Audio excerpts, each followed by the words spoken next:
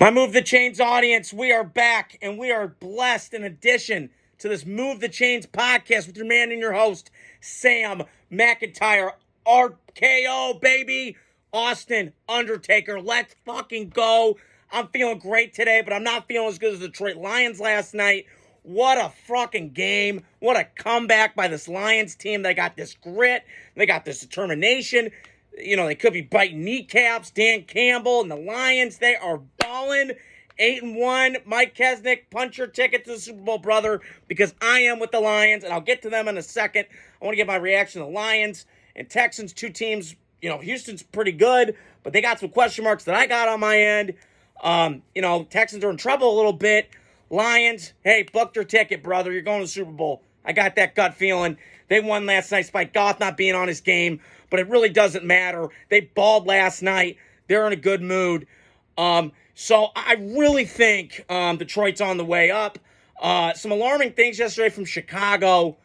When it just keeps getting worse, whatever rains it pours, man. I mean, it just keeps getting worse, and I'll dive into that in a second. But I wanted to start last night with that game. And if you were to tell me a couple years ago, a team that a quarterback threw 5 interceptions and was playing like shit like that, and their defense giving up some points, and they weren't playing well, they're all out of whack, you would have thought that game would have been 45-13 last night. But not this team. This team with Detroit, they're like a UFC fighter. You have to hit and swing and punch and everything at their disposal to get their ass on the ground. And last night was the perfect Dan Campbell game. Tough, physical, resilient, gritty, tough. I'm all in, man. And I'm a Packer fan at heart, but I got to root for the Lions now, man. I'm pulling for the city of Detroit. Derek Solomon, you know me, brother. I know you're a big Lions fan. Mike Kesnick. Shout out to some of my guys out there that are big Lion fans that have been suffering for a long time. That team, to me, is awesome. I love Goff. I've been a Goff fan a long time. He was not on his game last night. I will be the first to admit that. Really struggled. A lot of that, though, was out of his control. Balls tipping up last night. The Texan defense without Will Anderson, the great pass rusher. Kind of a similar stance for the Lions without Aiden Hutchinson, obviously. Their top pass rusher pick from a couple years ago out of Michigan. There was a lot of things last night that just did not go the Lions' way, but they didn't flinch, they didn't favor. I think Goff, they had the right battle-tested quarterback to handle anything. He went through the mud in L.A. He dealt with a lot of shit in college at Cal, taking over a 1-11 football team to 8-5, and obviously being the number one pick by the Rams. Rams didn't want him. So there's just a lot of things that kind of fit what Dan Campbell and this Lions regime do. And Brad Holmes last night, God, I love Brad Holmes, man. He's fired up. He's passionate. Let's go. Woo! I love it last night. What a great scene. And for a guy that's a Raider fan, was there last year in Detroit, in Ford Field, on Monday Night Football. That place was electric as I've ever been to.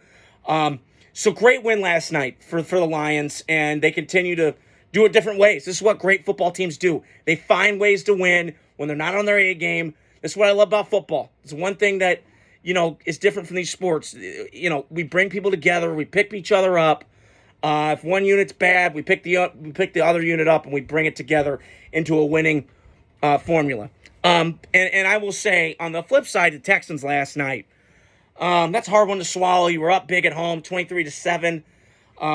You had control of that game. I was starting to worry a little bit about the Lions last night. They might get their second loss of the year.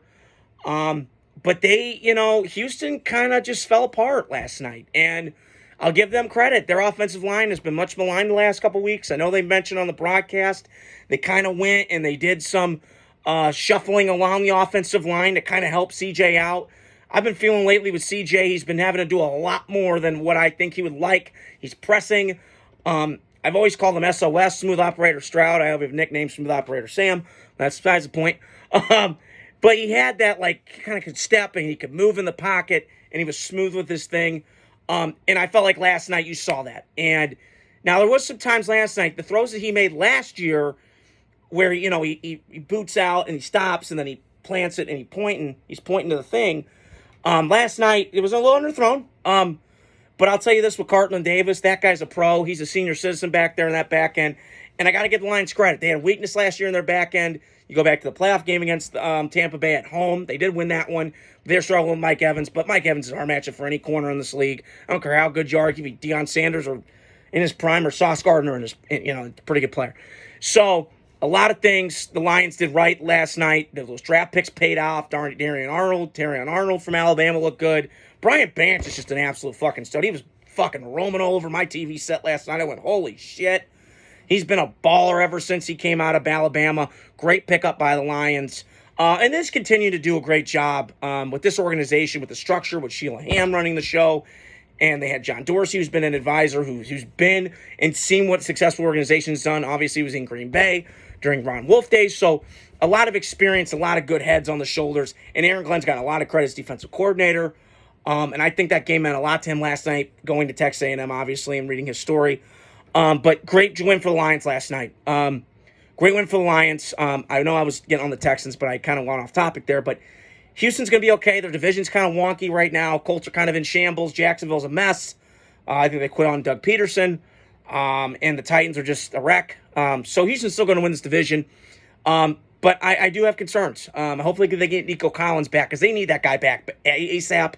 They kind of struggled last night. They're just struggling on the deep ball of their offense. And it's crazy to think because early in the year they were balling with this offense. And he's like their better version of Mike Evans last night.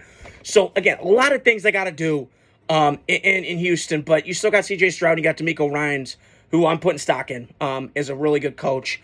And, listen, they'll get Will Anderson back. This team's going to be really good. They're not as good as they were last year, obviously, but Joe Mixon helps out in the run game. He helps out in the pass game. And Cincinnati's done for letting him go. I mean, I don't understand it, but what do I know? I'm not in these GM front office seats. But great win for the Lions last night. Wacky game. Between two teams that I could see in the Super Bowl possibly, but you got to go through Kansas City in the AFC. And I think Detroit's settled themselves in as one of the best teams in the NFC, and it's not even close. I wanted to talk about something yesterday that I saw in the good old Chicago Bears. Oh, boy. I watched that game yesterday, and listen, I got family from Chicago. I tried rooting yesterday hard, and I was pulling for the Bears. But I just can't right now. And I think this team is just a reflection of their ownership. The Caskies are cheap. I don't understand why they can't just fire a coach in season. I don't understand that. I know they flirted with let's bring back Eberflus. What was the rush to bring him back? What has Eberflus done? Like, the Bears, to me, I like Justin Fields a lot, but you were doing the same shit to him that you did Trubisky, where you had John Fox, but you just couldn't get rid of him. Then you couldn't bring in a new staff, and it's a mess, and it's same cycle every year. And are they going to ruin Caleb? Probably, but this is what the Bears do.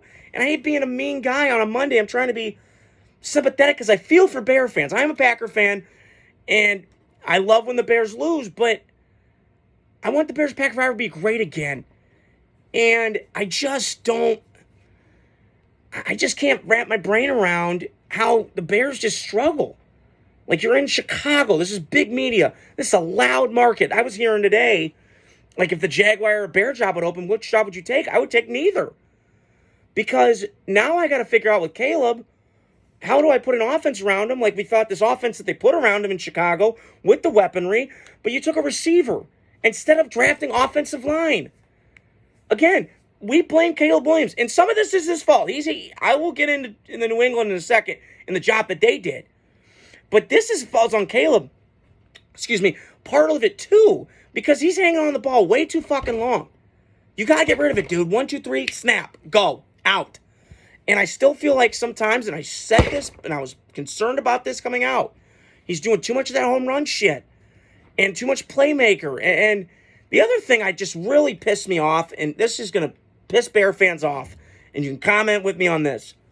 Did anybody not see shades of Jay Cutler yesterday? Because I did, and I didn't see it. I didn't think I would, but I'm seeing it. I'm seeing Jay Cutler vibes again. Here we go. I'm telling you, this is not good for Bear fans.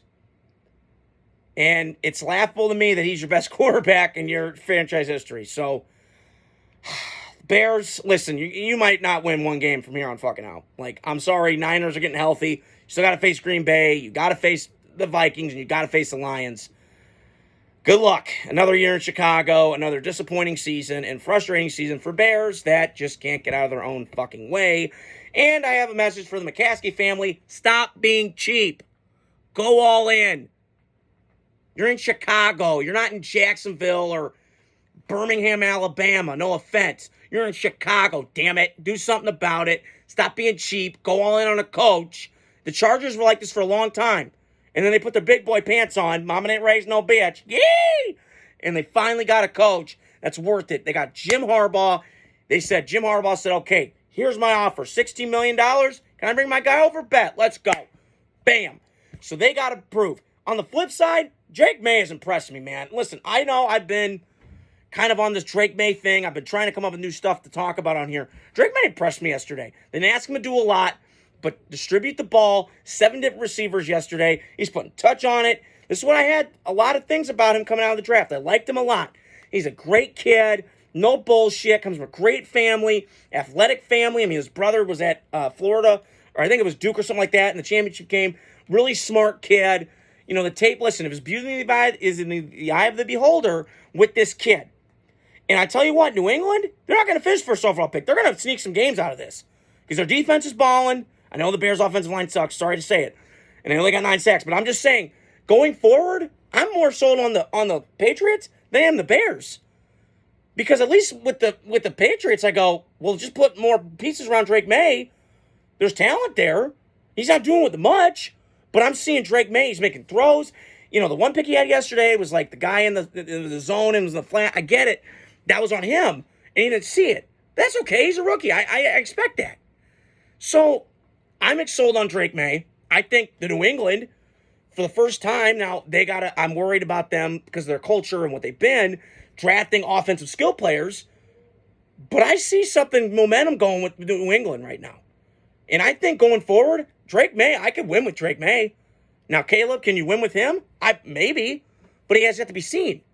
So until the Bears get an offensive line and get a creative offensive coordinator to fit Caleb's thing, then what am I going to see? I'm going to see the same shit over and over again. So that's all I want to talk about here tonight. I hope you guys are doing well on this Manic Monday. Tomorrow night I'll be posting more videos throughout the week. Be prepared. Just about to go watch the Rams-Dolphins game. And I'll give you guys a post-game reaction on that tomorrow. Like I always say, subscribe, hit the like, share, follow button.